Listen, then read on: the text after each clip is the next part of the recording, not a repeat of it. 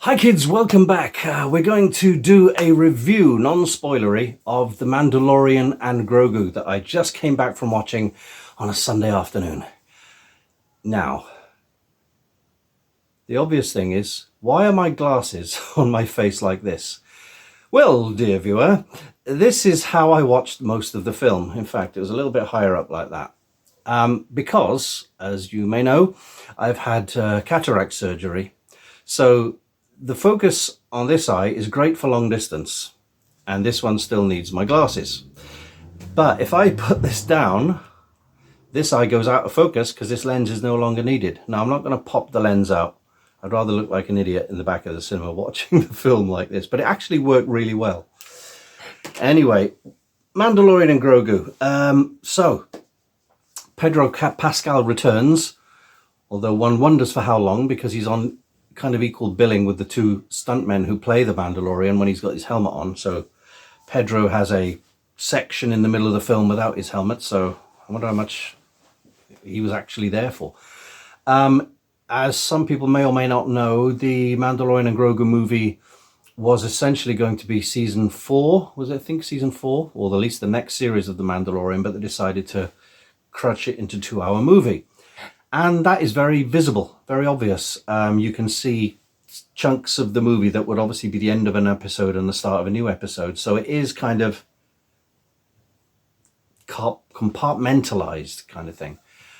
And also, the confusing thing is that, for me, when I was watching it, his main mission that he's sent on at the start ends before the halfway point of the movie, and you go, what's he going to do now? That's his mission. It's over. But they found ways of extending it and giving him something else to do, etc., etc., etc. Was it a brilliant, awesome movie that you've got to see? No. Was it a terrible movie that, what's the point? No, also no. I'm always trying to be balanced about these things. Yes, it had tons of member berries, you know, from AT-ATs that you've seen in the trailer and some certain aliens and that. You know, X-Wing fighters, that kind of stuff. Zeb from Clone Wars is a character. He doesn't have a lot to do. Same with Sigourney Weaver. You know, she's little more than a cameo. And there's a big section in the middle, which must have, when it was a series, must have been a whole episode dedicated to Grogu, Baby Yoda, and the Babu Frick people. I can't remember the name of the aliens, but you know, good job, baby. You know, them. And after a while, it kind of gets to grate. I know the thing is, Grogu's a big thing of the popularity, you know, and, you know, kids love him. A lot of people love him. But I feel like he's kind of outstayed his welcome a little bit now, like a bit too much. And if I have this entire section with puppets, you kind of like, okay, so it feels a bit Dark Crystal here, although Dark Crystal was good. Yeah, I mean, we also had, you know, one of the characters you see in the trailer is a big muscular Hutt, and that's Rotter the Hutt, also known as Stinky, from when he was a baby. They don't refer to him as Stinky in the film, but basically in the very first Clone Wars theatrical release, where Ahsoka Tano is sent to Anakin Skywalker to be his Padawan, they go on a mission to rescue Rotter the Hutt. And now Rotter the Hutt, as they explain in the film, has had a bit of a growth spurt, and he's this muscular gladiator. And some of the Hutts actually speak in English, which feels weird coming out of a Hutt. They do occasionally do the subtitles, but yeah. But yeah, it's a little bit, you know, it's a full-on movie. There's lots going on. It's a very noisy movie. I came out, my ears were ringing. It's music or explosions and gunshot blasts and, you know, creatures roaring and stuff. So there's lots of that going on, lots of creatures, lots of aliens. I think it's a little scary in places for young, very young kids. And there was a kid a few seats in front of me who had his like Grogu doll, and I'm sure he must have been jumping or quite terrified at some of the monsters, because there's some pretty, you know, scary stuff going on, and, you know, there's lots of jump scares as well. Like I say, not the best film in the world. Not as, for me, not as satisfying as something like Rogue One. But it's a fun adventure. It's, you know, it's basically Mandalorian taking people out left, right, and center, and Grogu being cute and very inconsistent. In that some moments he's quite understanding and does things that an intelligent being would be doing, and then sometimes he's just playing with buttons and messing things up. And you go, yeah, all right, you know, how old are you supposed to be? I know he's 50. He's supposed to be 50, isn't he? But again, is he a baby or is he intelligent? We don't know. It is set piece after set piece after set piece. There are lots of them. Can get a little tiring. Admittedly, I did, because I'm a certain age, I had to go to the lavatory halfway through, before the halfway point, and I don't think I missed too much. Otherwise, my buddy would have said, hey, you just missed Darth Vader. And Darth Vader's not in it, by the way, or something like that. And when we got to the end, I was like, yeah, come on, we need to get to the end now. And it feels, again, like the end of, I think it was at season 2. It feels all kind of like tied up and that's it now.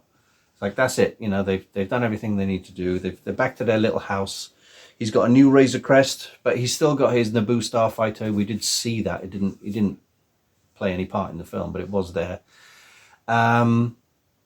Interestingly, for the amount of CG in there, CG characters and robots and aliens and stuff, there was a sequence that you do see in the trailer of 2 giant robots, like mechas. And when they move, I need to look into whether they are stop motion. I don't think they are. I think they're CGI that's been animated to be like stop motion, like 12 frames a second as opposed to 24 frames a second. So basically it's a slightly more jerky staccato movement that you associate with stop motion. But I did find, I tried to look through the credits and it was quite difficult because there was so many artists and CGI companies. But I did see that there was Phil Tippett's studio. Tippett Studio famously did all the stop motion in Star Wars, The Empire Strikes Back and Return of the Jedi and RoboCop and so many other things, including Jurassic Park, where he moved into CGI but still used his stop motion skills to animate some of the dinosaurs in CG, but using stop motion techniques. So yeah, nice touch. Even if they were CGI that were made to look as if they were stop motion, it was a nice touch to see that kind of movement in a Star Wars film. Music was good. Ludwig Göransson's and all that, but he plays those notes in so many different ways, it gets a little bit samey. You're like, yeah, here we go. All this kind of, all that kind of stuff. But not a bad film. You know, it's a fun film. It's an adventure. It's gunslinging, it's flying spaceships. There's some nice combat, you know, hand-to-hand and in spaceships. It's mostly ground-based, you know, underground, in jungles, that kind of thing, in prison cells, that kind of stuff.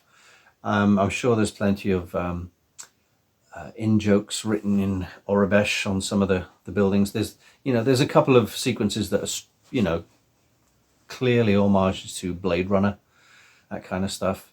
There's the little obligatory, seems to be obligatory now, of spaceships flying in the sunset, a la Apocalypse Now.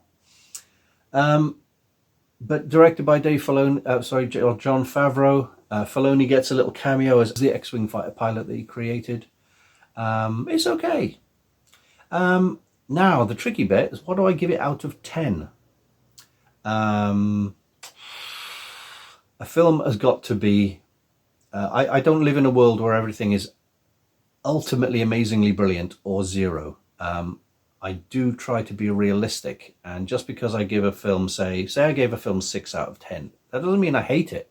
It just means it's 60%. It's better than halfway average kind of thing.